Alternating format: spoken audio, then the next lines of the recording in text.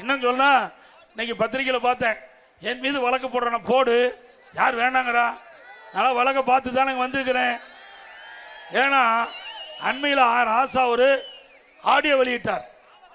மத்திய அமைச்சர், முன்னாள் மத்திய அமைச்சர், இன்றைக்கு நாடாளுமன்ற உறுப்பினர், திமுக கட்சியுடைய துணை பொதுச்செயலாளர், அவர் ஒரு ஆடியோ வெளியிட்டார்.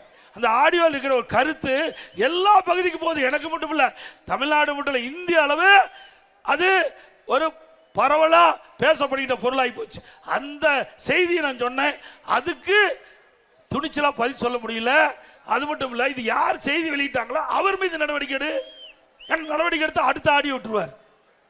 ராசா இப்போ அவர் மீது நடவடிக்கை எடுத்தா அடுத்த ஆடியோ ரெடியா வச்சிருப்பாரு, விட்டுருவாரு. அதுக்கு பயந்து அவர் மீது நடவடிக்கை எடுக்க முடியல. என் மீது கோபப்பட்டு என்ன பிரயோஜனம்? திரு ஸ்டாலின் அவர்களே, அவர் அந்த ஆடியோவில் வெளியான செய்தி உண்மையா இருக்கலாம்ல?